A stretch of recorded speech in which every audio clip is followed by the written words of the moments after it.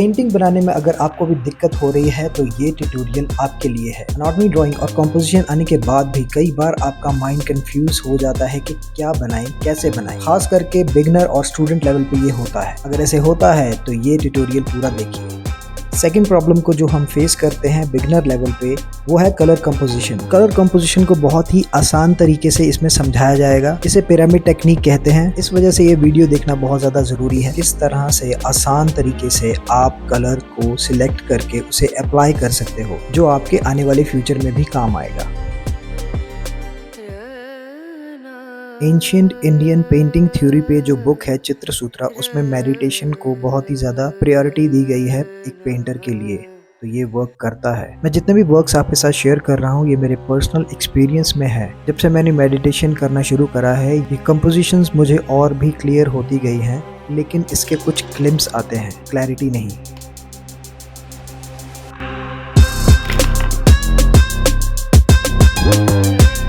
मेरे art work में Indian miniature painting की जो फाइन एंड डेलिकेट लाइंस हैं जो आउटलाइन करती हैं फिगर एंड क्लोथ्स को और पैटर्न्स को, उन्हें मैं अपने आर्ट वर्क में ज़्यादा महत्व देता हूँ, क्योंकि ये जो इंटीग्रेट लाइंस हैं, जो जटिल लाइंस हैं, ये बताती हैं कहानियों को। Like the curves of Krishna hand, the folds of the sari और the shape of a place.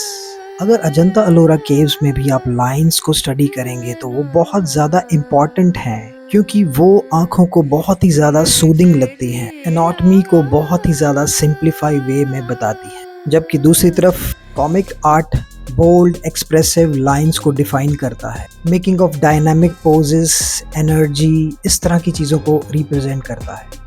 So painting के कॉन्सेप्ट को सिलेक्ट करने के लिए आर्टिस्ट एक्सप्लोर करते हैं various sources of inspiration, including personal experience, जैसे कि विंसेंट वैन गॉग ने करा था। कुछ इंस्पायर होते हैं नेचर से, कुछ फोटोग्राफी से, और कुछ तो इंस्पायर होते हैं वर्क ऑफ अदर आर्टिस्ट, किसी और आर्टिस्ट के वर्क से। तो दोस्तों हम सब इमिटेट करते हैं, नकल करते हैं नेचर से या कहीं और से। जो भी विजुअल होता है वो विजुअल कहीं पे भी हो सकता है, even in your dreams. Well, self sketching भी आपकी हेल्प कर सकती है एक्सप्लोर करने के लिए डिफरेंट टाइप ऑफ आइडियाज। या आप एक मूड बोर्ड भी बना सकते हो to visualise your concept. Mood board means बहुत सारी इमेजेस या रेफरेंसेस को इकट्ठा करके अलग होके इंस्पायर होके चीज बनाते हैं। लेकिन कहते हैं कि मोस्ट सक्सेसफुल कॉन्सेप्ट वो होते हैं जो जेन्युइनली आर्टिस्ट को पर्सनली एक्साइटमेंट में लेके आते हैं या अलाइन करते हैं उनकी पर्सनल विजन को। आपकी सोच, आपकी इमेजिनेशन के साथ कुछ मैच होता हो, वो सबसे ज़्यादा इंस्पिरेशनल, यूजफुल होता है एक पेंटिंग बनाने के लिए फॉर एन आर्टिस्ट। वेल, जितने भी नाम इसमें बताए जा रहे हैं, self sketching, personal experience, photography, other artist work, well सबसे पहले बात करते हैं पर्सनल एक्सपीरियंस के ऊपर। पर्सनल एक्सपीरियंस जैसे कि जो रिफ्लेक्ट करे आपकी अपनी लाइफ, मेमोरीज या इमोशंस को। What stories do you want to tell? किस तरह की कहानियाँ सुनाना चाहते हैं आप अपनी पेंटिंग से? वेल, इस एवेन्यू को भी आपको एक्सप्लोर करना चाहिए। अक्सर ऐसे होता है जब भी हम ड्रॉ करते हैं तो हम एक जगह पे प्रेजेंट नहीं होते। एक्चुअली आर्ट की यही एक्सरसाइज है, जब आप लाइन ड्रॉ कर रहे हो तो आपको प्रेजेंट होना चाहिए। खैर, इस बात की समझ आपको शायद बहुत देर से आएगी, लेकिन प्रैक्टिस करते रहिए। इसी वजह से कहते हैं art is meditation. Well, next है नेचर। कुछ समय नेचर में बिताइए, outdoor. Observe the beauty of landscape. अगर आप पहाड़ी इलाके में जाएं, पे भी आप रहते हैं, उसको ऑब्जर्व कीजिए। प्लेन्स, एनिमल्स, ढलता हुआ सूरज या उगता हुआ, लाइट एंड शेडो। अब जैसे कि हमने बात करी थी फोटोग्राफी की, तो आप अपनी पर्सनल फोटोग्राफ्स को देखो या कुछ उन लोगों की फोटोग्राफ्स देखो जो इंस्पायर करें आपकी कंपोजिशन को, कलर्स को, सब्जेक्ट को। वेल, किसी भी तरह का आर्ट शुरू करना है तो कोई ना कोई आइडल ज़रूर चुन लीजिए, क्योंकि उसका काम आपको इंस्पायर करता है।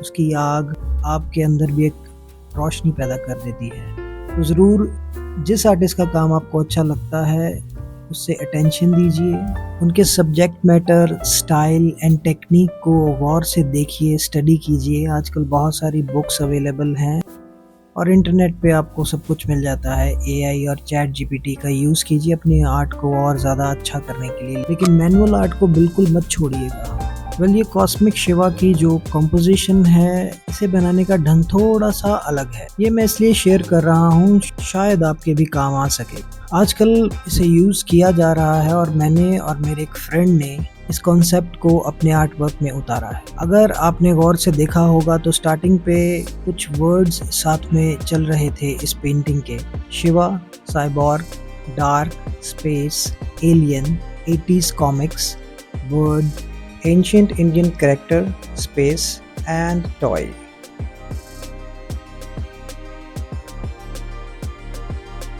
आप शायद जान के हैरान होंगे कि इन वर्ड्स से ही इस कंपोजिशन को डिज़ाइन किया गया है। वेल आइडिया ये है कि हम दोनों दोस्तों ने, मैंने और सैन ने आपस में डिस्कशन करा कि हम एक दूसरे को टॉपिक देंगे, और उस टॉपिक में ये था कि 5 वर्ड्स उसके चुनिंदा होंगे और 5 वर्ड्स मेरे होंगे। दोनों एक दूसरे को हम पास करेंगे अपनी चैट के अंदर व्हाट्सएप में, और उसी वर्ड्स के ऊपर कुछ कंपोजिशन आपको बनाना होगा हम दोनों को। तो ये भी एक तरह का कॉन्सेप्ट है, बहुत ही पावरफुल है, मैंने यूज़ करा है, आपके सामने है। ये बहुत जगह पे सिलेक्ट भी हो गया है, इंडोनेशिया में भी सिलेक्ट हुआ था ये 300 आर्टिस्ट जहाँ पे पार्टिसिपेट करे थे। आपकी ड्राइंग्स, ये सारे स्किल्स तो आपको आने ही चाहिए, लेकिन उसके साथ कंपोजिशन आपको नए ढंग से यूज करनी चाहिए। और अब आप देखेंगे ये वर्ड्स इस कंपोजिशन के अंदर, इस पेंटिंग के अंदर हैं। वेल शिवा तो आपको दिखाई दे रहे हैं, लेकिन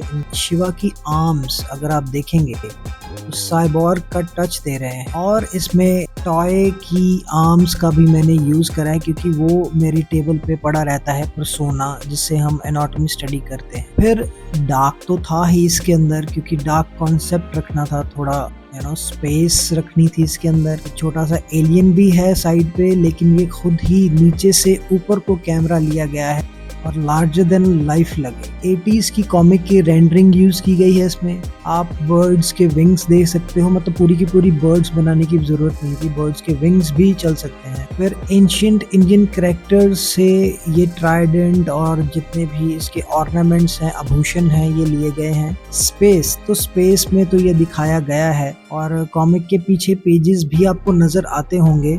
और कुछ चीजें अपनी तरफ से भी डालनी बहुत ज्यादा जरूरी हैं, जैसे डार्क में है तो स्कल का यूज कर सकते हो आप। अब इसमें आप बादल देख सकते हो, बिल्कुल डिफरेंट ढंग से बनाए गए हैं। और एलियन का जो इफेक्ट है वो हाथ में से कुछ निकल रहा है लिक्विड टाइप सा, और ये साइड्स पे भी वो हवा में कुछ तैर रहा है, अलग एलियन टाइप सी कुछ चीज है या कोई कॉन्सेप्ट है, कैरेक्टर है।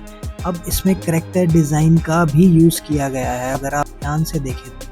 वेल इस पेंटिंग में सब कुछ एसिमेट्रिकल है, और एसिमेट्रिकल क्या है अगर आप जानना चाहते हैं तो पुरानी वाली वीडियो आपको ज़रूर देखनी पड़ेगी। वर्ड्स के साथ किस तरह से आप कंपोजिशन अपनी तैयार कर सकते हैं पेंटिंग में, इलस्ट्रेशन में। आई होप आपको ये देखकर अच्छा लगा होगा। अगर अच्छा लगा है तो शेयर ज़रूर कीजिए, ताकि मैं और कंटेंट बना सकूँ आपके लिए। पिरामिड टेक्निक आपके बहुत ज़्यादा काम आने वाली है, इसलिए नेक्स्ट वीडियो ज़रूर देखना। अगर कोई क्वेश्चन है तो नीचे मुझे बताइए, और आपका एक लाइक, एक शेयर मैटर करता है मेरे लिए। This is George ink, happy sketching.